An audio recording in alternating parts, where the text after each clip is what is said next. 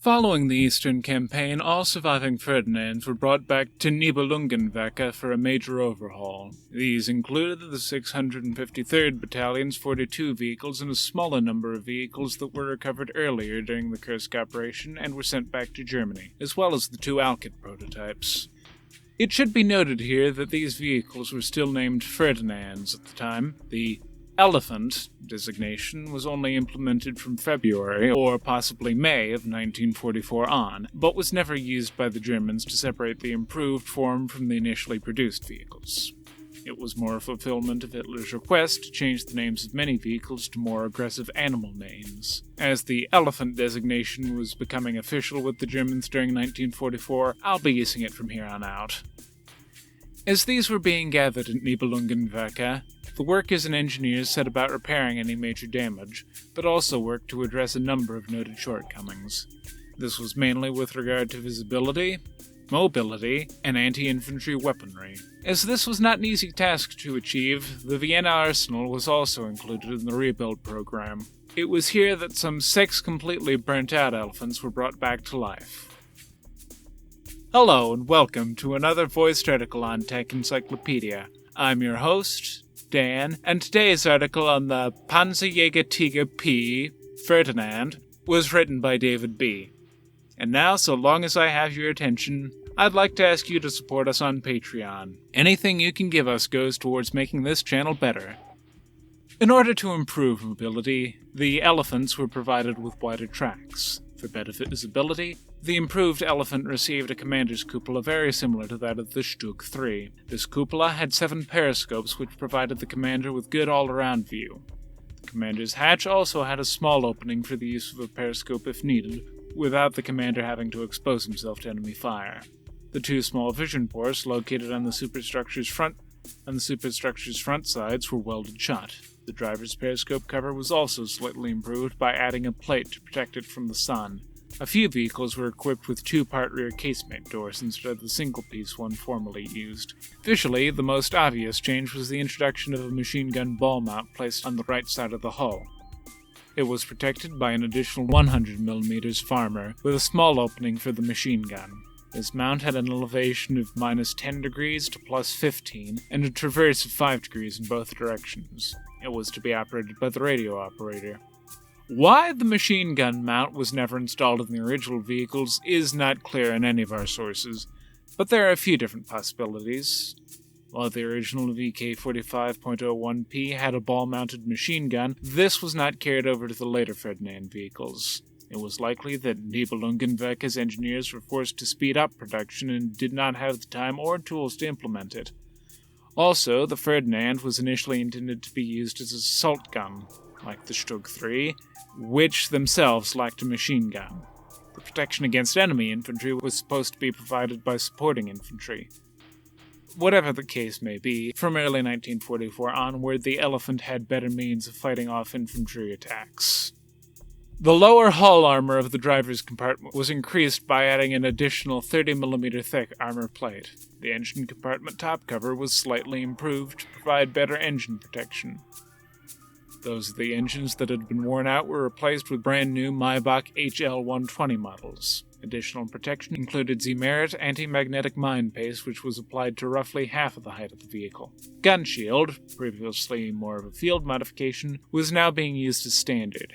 It was much easier to replace when damaged or during changing of the gun barrel. The ammunition load was increased to 55 rounds. The troublesome crew communication system was improved. With all these modifications, the overall weight of the vehicle rose to some 70 tons. The changes to the vehicles were accompanied by changes to the command structure. The changes to the Ferdinands themselves were accompanied by changes to the command structure that governed them.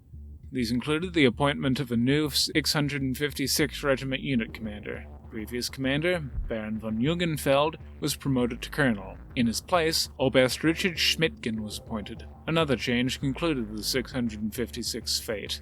While on paper it still existed, its units were detached and sent to Italy in 1944, after which the 656th Regiment was never actually used at full regimental strength. The overall repair process lasted from January to April, or March in some sources, of 1944, with the first vehicles being combat-ready by February of that year.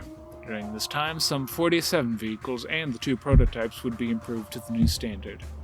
Following the Allied invasion of Italy in 1943, and later the American amphibious landing at Anzio in January of 44, the German High Command was forced to rapidly send more and more troops and equipment to that front. For this reason, elements of the 656th Regiment were also to be sent there. This included the 216th Assault Tank Battalion and at least one Elefant company. Not many Elephants could be spared, as a large number of them were still being worked on at Nibelungenwerke. On 15th February 1944, the 653rd Battalion's 1st Company, with 11 vehicles and 1 recovery vehicle under the command of Helmut Ulbeck, was ready to be transported to Italy. Initially, it was planned to send 14 vehicles, but the last 3 couldn't be repaired in time for lack of spare parts. All vehicles reached Rome by 24th February 1944. Once there, the 1st Company was attached to the 508th Heavy Tank Battalion, equipped with Tiger tanks under the command of Major Hudel. At the end of February, under bad weather, the Elephants and Tigers were ordered to attack American positions. The Elephants were, once again, used in a role for which they were not designed. This attack was to be conducted through marshes which were fundamentally unsuitable for heavy vehicles. During this attack, while crossing a bridge, one of the Elephants was immobilized. After a number of failed recovery attempts, it had to be abandoned. The next day, another vehicle struck a German mine, and once again, due to the Germans' inability to tow it to safety, it was blown up by its own commander, Gustav Koss. Due to the loss of 2 vehicles in such a short amount of time, the remaining Ferdinands were pulled back. They would be stationed in a more defensive role near the cities of Cisterna and Velletri for the next few months. Due to problems with the arrival of spare parts, their use after the initial actions around Anzio was limited. American sources give us some more information on their engagements with the Elephants around Cisterna.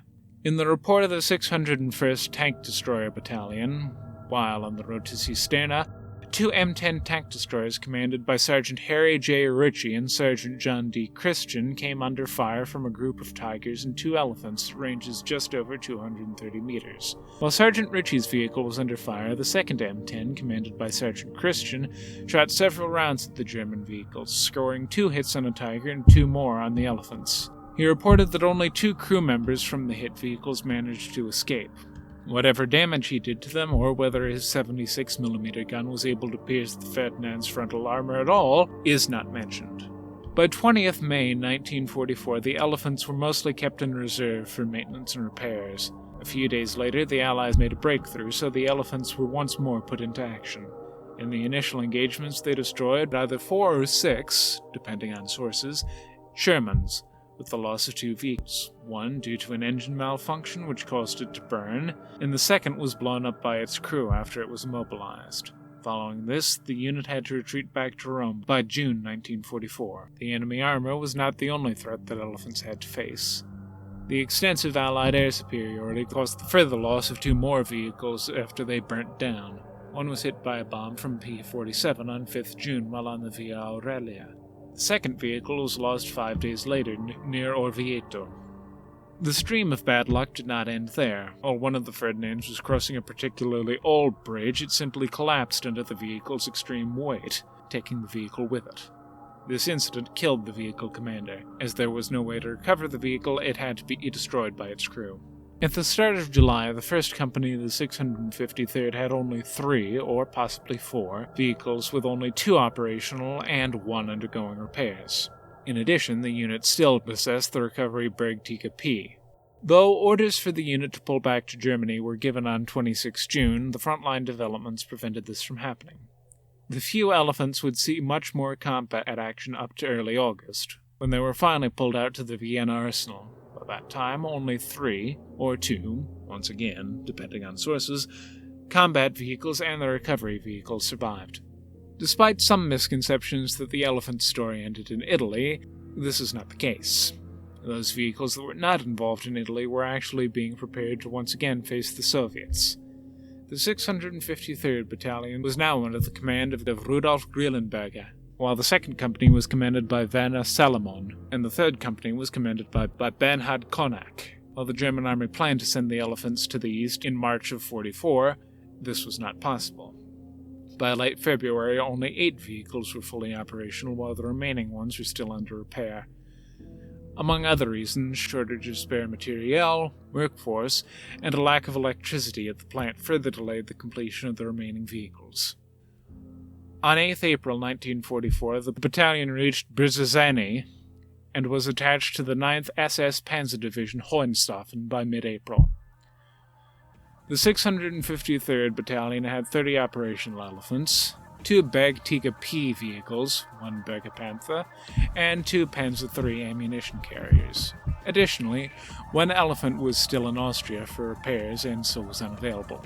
The SS Panzer Division and the supporting units, including the Elephants, were intended to be used as a relief force for the trapped German units near Stackpole.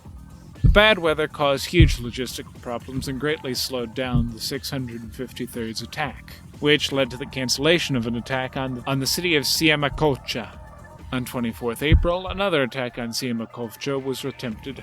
An advance unit consisting of German infantry and 9 Elephants managed to capture the city after 2 days of fighting. The next day, they crossed the Stierpa River and made a defense line. After an engagement with the Soviets, the 2nd Company had 2 damaged vehicles, which were recovered, but which the mechanics were not able to immediately repair. Ultimately, the Germans failed their objective and were forced to retreat due to extensive Soviet attacks. The 2nd Company lost 2 more vehicles. Like many times before, these had to be blown up in place, as they were unable to be recovered. By late April, the 2nd Company was attacking Soviet positions near Siemiatkowicz. But due to bad terrain, most vehicles were left temporarily disabled after their engines overheated. By May 1944, the mechanical situation on all surviving Elephants was dire. Due to the lack of sufficient supply vehicles, the recovery vehicles had to be used in this role.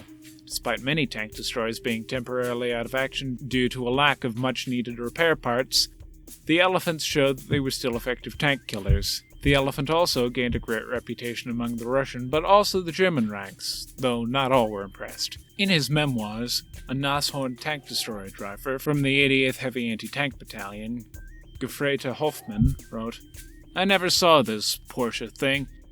Everyone on the front was talking about it, calling it a wonder weapon, being better than the Tiger. My boss was very proud of our Hornet with its long gun. We were pretty successful. He scoffed at this giant vehicle. Too heavy to move, too clumsy to steer. What a wreck," he said. On 11th May, the battalion was repositioned to Kosovo and Zaborev, which were only 15 kilometers from their positions. The sources were not clear about the precise number of vehicles at this point. While Melliman states that few vehicles had to be blown up, Anderson, on the other hand, states that by June no complete losses were reported. In mid-July 1944, the Soviets launched a huge offensive against the German North Ukraine Army. The Germans responded by sending the 653rd Battalion to this area. The Elephants were attached to the Eingreiftruppe Nord Ukraine, in essence a ready deployment force. This mixed unit managed to achieve success against the enemy armor. However, as the Soviets managed to break through other points of the German defensive line, the Elephants were forced to retreat to Landeshut. On 20th July, the Soviets were trying to stop this retreat, but were constantly kept at bay, with the loss of a number of Elephants in the process. These were mostly blown up by their crews, as their engines would often break down, once again, due to overheating. The 653rd would see extensive action up to 27th July, when it managed to complete its retreat thanks to its tenacious defense and the shift of the Soviet direction of attack. Heavy fighting during July cost the 653rd Battalion some 19 to 22 vehicles, plus 2 recovery JgdPz, the Command Tiger P, and some 4 ammunition supply tanks. While only a few were actually lost in combat, the majority had to be blown up by their crews due to either lack of fuel or breaking down. The loss of crewmen was surprisingly low, with only 19 wounded and 5 dead. At the start of August 1944, there were still more combat operations which would cost the battalion a few more vehicles. On 4th August, the 653rd received orders to reposition to Krakow. Due to a lack of vehicles, the third company was disbanded and sent back to Germany to be armed with the new JgdPz. In addition, at this time, 2 of the surviving vehicles from Italy were used to reinforce the depleted 653rd Battalion. In mid-December 1944, the 653rd was renamed to Heeresschwere Panzerjäger Company 614, the 614th Independent Tank Destroyer Company. It was then attached to the 4th Panzer Army near the Bodzentine area on 22nd December. The 614th Company saw heavy action in combat south of Kielce, where it lost some 10 vehicles from the 14th to the 15th of January of 1945.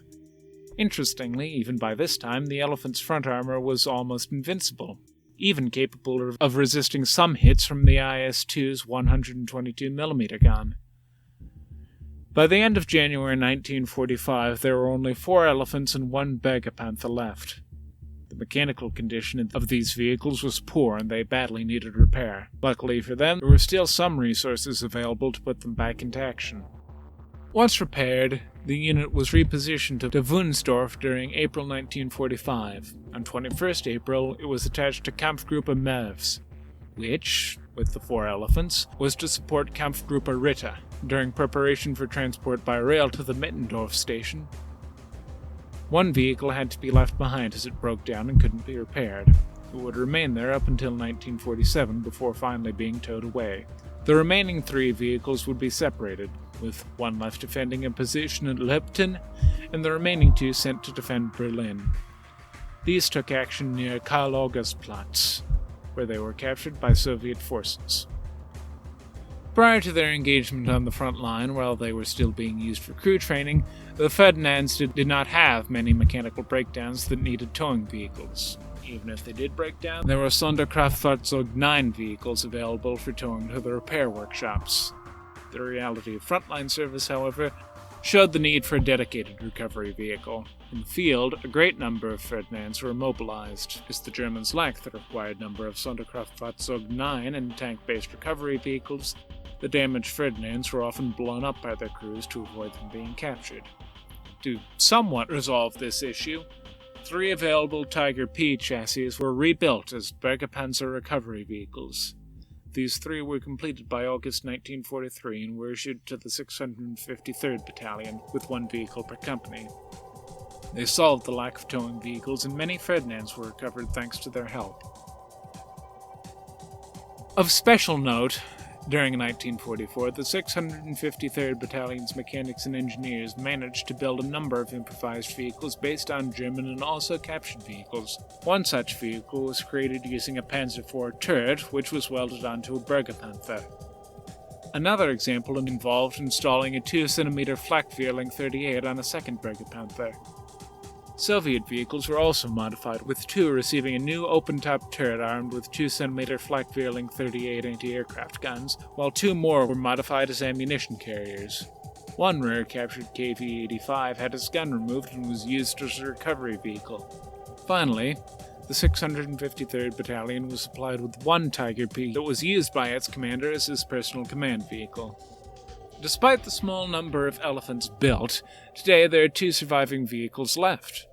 1 restored Elefant is located at the Fort Lee U.S. Army Ordnance Museum. This vehicle was displayed in Bovington as part of the Tank Museum's Tiger Collection display from April of 2017 until January 2019, when it was returned to its home in the United States. This display brought all of the members of the Tiger family together in one place for the first time. A second vehicle is located in the Russian Patriot Park and was captured during the Battle of Kursk.